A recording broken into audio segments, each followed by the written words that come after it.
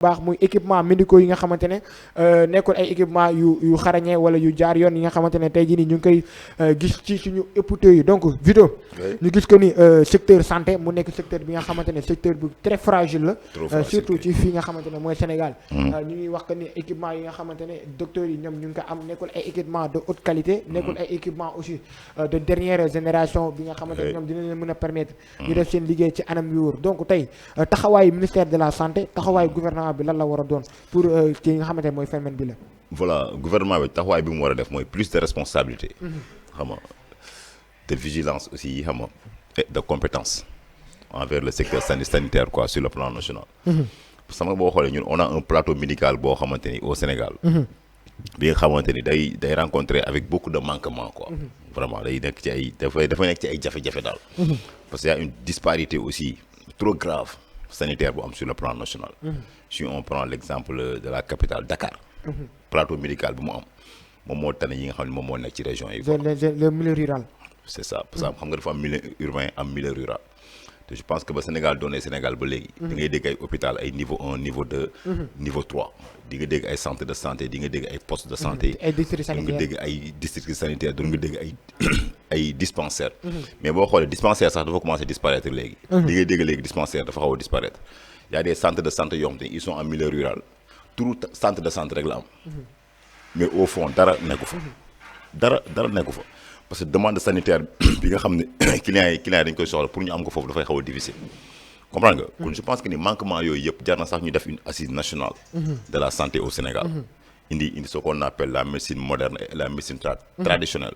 xool défi ak perspective yi nga xam ne dañ ko am sur le plan national ñu xool nu ñu koy saafara. effectivement ñu am ce qu'on appelle la souveraineté aussi pharmaceutique. parce que moom aussi médecine dafa am traditionnelle am moderne. y a des gens yoo xamante ni parfois ñoom médecine traditionnelle la ñu def. comprendre nga c'est-à-dire que foog ñu xool ni ñuy combler gap bi parce que yombul. parce que boo xoolee ñun lépp presque dañ ko moderniser bien vrai que y a une médecine traditionnelle bi fi am quoi. te boo xoolee chaque année am na benn budget bu colossal boo xam ne dañ koy dégager envers le secteur de la santé xam nga si vous allez au ministère de la santé il y a des fonctions régaliennes qui sont là-bas comprendre nga boo xoolee manquement d'équipements médicaux manquement de personnel comprendre nga boo xoolee lu mel ni y a ce qu'on appelle la chronique bon les maladies chroniques bi nga xamante ni dañ ciy jëm ut solution ba léegi mais parfois les conditions ne sont pas réunies comprendre nga boo xoolee aussi le manquement de personnel boo xoolee ànd gësëm bi nga xam ne c'est l'ensemble des syndicats sanitaires bi nga xam moom moo nekk Sénégal ñu ngi seen 9e plan d'action de grève te bu ñu waxee audit dans le secteur aussi de la santé xam nga on a des corps de contrôle yu nekk Sénégal parce que milliards yi ñu ciy investir yëpp dafa bari mais boo xoolee ba léegi plateau médical bi pour mu adéquat dafay xaw a difficile ba léegi population yi pour mu faju normalement dafay xaw a difficile mën nañ gis ni aussi la cherté aussi de la xool de la santé maanaam cher bi mu cher quoi am tey boo demee hôpital xam nga ticket bi dafa cher na bu ñu la bindalee ordonnance cher na boo demee pharmacie pour jënd ko aussi cher na sa comprendre nga aussi xool médicaments yi aussi boo xoolee c'est des médicaments traditionnels bien vrai que parfois gars yi moderniser indi leneen mais xam nga santé bi boo xoolee bu ñu ko comparé ak sur le plan international da ngay xool yi bon réew yu mag yi ñoom lu ñu rawee Afrique boo ci santé dafa xaw a yéeme bu ñu lay faj sax benn moment nii da ngay foog ni sax ñoom dañ laa ragal gis nga si vous allez en France dañ fa ci parlement français bi dañ fa voté benn code sanitaire boo xamante ni parce que xam nga tamit la santé publique warul nekk lu ñuy jaaxaane y a des gens yoo xamante ne parfois ils sont menacés sur le plan sanitaire parce que da ngay ñëw tey Afrique hôpital di faju nga nekk urgence de gars yi di leen négliger ba nga génn àdduna est-ce que loolu baax na pas Assane nga ñëw ñu lay négliger ba nga jaare fa ñàkk sa bakkan mais si vous allez en France dañu fa voté benn code sanitaire boo xamante ne tey urgence bu amee ak quelqu'un boo xamante ne il n'est pas urgent bien vrai que lépp urgence la parce que ko xas ba jóg dem hôpital di faju rek urgence la mais ki nga xam ne ki tax ñu naan urgence gis nga bu décédé enquête bi ñu ciy def enquête profonde bi ñu ciy def bu xool cause bi xool ba xam dafa bon il est mort de manière naturelle. waaw effectivement comprendre nga. wala boo gars yi xool dañ ko xool négligence boo amee négligence rek aussi ay sanctions yu sévères moom mooy dal. mais Vito ci négligence boobu noonu parce que gis nañu au-delà de l'aspect matériel bi nga xamante ne tudd nañ ko ci yéenekaay yi. dañoo nemmeeku bu baax a baax aussi que ci yi nga xamante ne tey jii mooy district sanitaire yu bëri. dañ ciy nemmeeku benn négligence boo xamante ne dafay dañ ko ciy am. à l'égard des personnes yoo xamante ne ñoo fay ñëw. tey jii nii des agents. yoo xam ne ñoo nekk ci au niveau des hôpitaux est-ce que ñun tamit waruñu xoolaat bu baax a baax la manière d'accueillir ñi nga xamante ne tey jii nii mooy les malades. xam nga agent yi dañ leen di former. xam nga wax naa ko formation dafa am emploi am développement. y a des gens qui sont au milieu sanitaire qui sont formés xam nga mais seen emploi bi ñu am noonu ils ne sont pas satisfaits de leur emploi. parce que dama ne ki nga xam ne moom mooy faj bu feebaree su ma nee bu feebaree mais c'est là une maladie économique. maanaam liñ ko war a fay. bu fekkee il n'est pas satisfait wala ñu toog ay mois xoolal fayuñu ko day impacté wu ci maladie. forcément day impacté wu. parce que boo xoolee santé dafa nekk un domaine de compétence transféré dans les collectivités territoriales.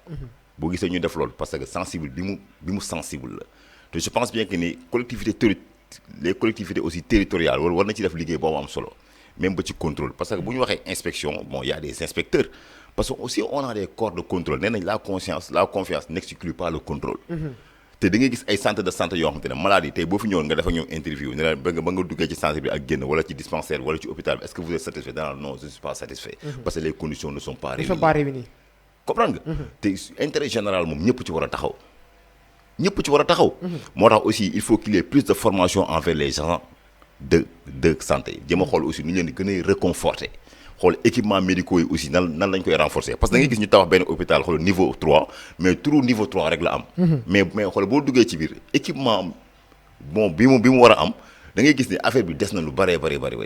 da ngay ñëw foofu sax gars yi consulter la nga foog ni foofu lañ lay fajee gars yi transfert la ne la fii baaxul. demal fële diggante bi aussi yow yaa ngi feebar.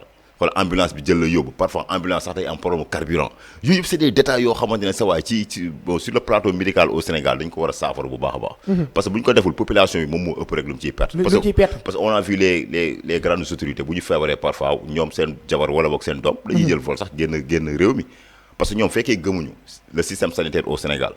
ba pare ñu bëgg xoolal population bi gëm ko aussi day xaw a compliqué trop.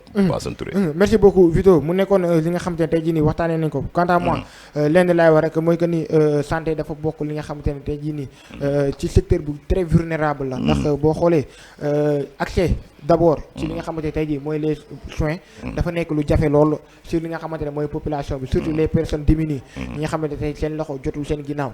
donc bu ñu ñëwee tegu seen kaw li nga xamante ne tey jii nii mooy matériel défectueux ak aussi tey jii nii manque de matériel dafay nekk loo xamante ne dafay gën a fragiliser li nga xamante ne mooy santé Sénégal sans li nga xamante ne tey jii tenant compte aussi mooy les médicaments yoo xamante gis nañ ni dafa xaw a cher trop ci li nga xamante ne tey jii nii mooy sénégalais donc ministère de la santé ak nga xamante ne tey jii nii mooy le président son excellence monsieur Bassirou Diomaye Diakhar Faye war nañu mën a xoolaat bu baax a baax comment faire pour gën a mën a indi ci li nga xamante ne tey jii nii mooy suñu hôpitaux yi des matériels yoo xamante ne de dernière génération de dernière qualité mais aussi comment faire pour li nga xamante ne mooy milieu rural bi ñoom tamit lu ñuy joytu ci lu jëm ci wàllum santé ci lu jëm ci wàllum poste de santé dafa nekk lu bari mais aussi et surtout ambulance yoo xamante y a beaucoup de choses y a beaucoup de manquements yoo xamante ne am na ci biir santé et je pense bien que ni conseil des ministres yi nga xamante ne ñu ngi koy wàcc wala déclaration de politique générale bi nga xamante ne gouvernement bu ngi koy wàcc fële ci assemblée nationale